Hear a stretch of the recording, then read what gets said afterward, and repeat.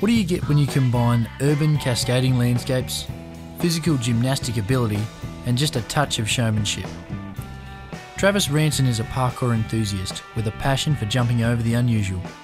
Today, Travis will take us into the complex world of this new and emerging discipline.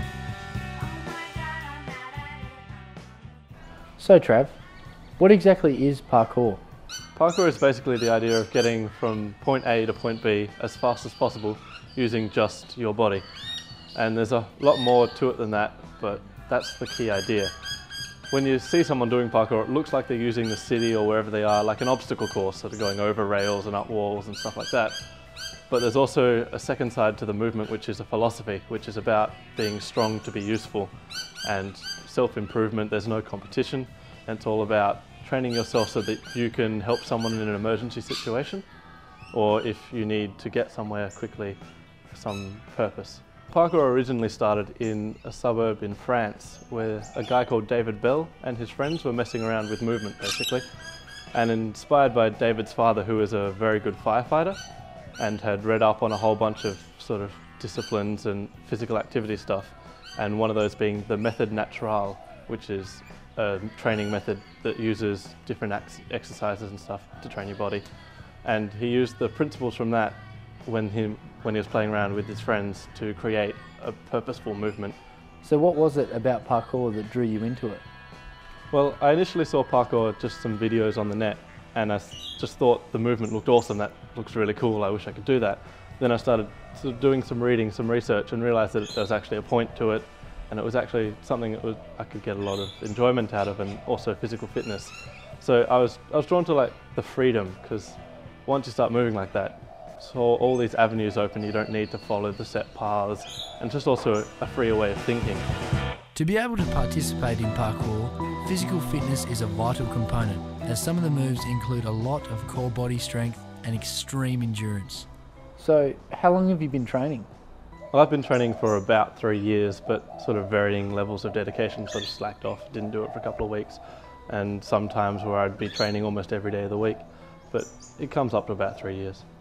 Parkour is obviously a very physical activity. How do you prepare your body? Well, we do lots of exercises. We do fitness exercises, running, jogging, things like that to sort of get the stamina up, but a very important part is conditioning and strength training. We use lots of exercises, mostly body weight training, things like push-ups and sit-ups and squats. And there's also basic coordination training. We'll repeat techniques over and over again, and also things like balance. We'll balance up and down a rail for half an hour just to improve your body awareness and your sensitivity. Lots of people, when they do see videos and things of parkour, they see the big stunts and the risks, and they assume it's dangerous, but when you actually start to train parkour, the risks and dangers are all self-imposed. You don't need to put yourself in any dangerous situation if you don't want to. And when you train properly, there's minimal risk. Parkour is obviously not an activity to jump straight into. You have to start somewhere, but where? Well, if you wanted to get started in parkour, the first thing you should do really is to get on the net and search for a local community. There's a couple of websites for Australians, and there is so much information on them to get you started. The other thing to do would be to find those people and to go out training with them as soon as you can. You learn a lot just by being with them, and they can teach. Most people are willing to teach you. For beginners starting parkour, there's a couple of things that they really should take into account. One is to stay away from big drops. Lots of people see the videos and they go, oh, let's jump off roofs.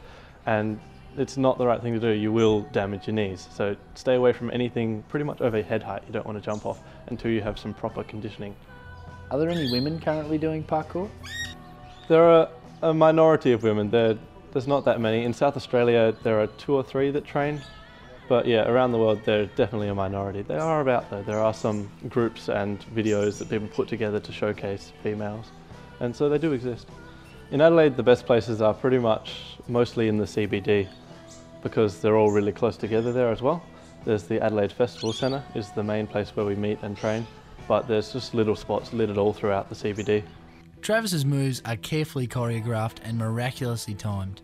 His skill is refined through hours of hard work and practice. But where to from here? I certainly hope to be training parkour as long into the future as I can. I think it definitely can be a lifelong thing to do. Some people will burn out. I see lots of people who are leaving because they get bored or they've trained too quickly for themselves and they're getting small injuries and things like that. But if you train correctly, you hopefully can be doing it for your entire life. It's really hard to tell where parkour will go in the future because it's so new. I've only been training for 3 years and I've seen a huge amount of change and growth and all different things happening. So to guess 5 years in the future is a hard thing to do because of the level and the speed of growth. Someone hold my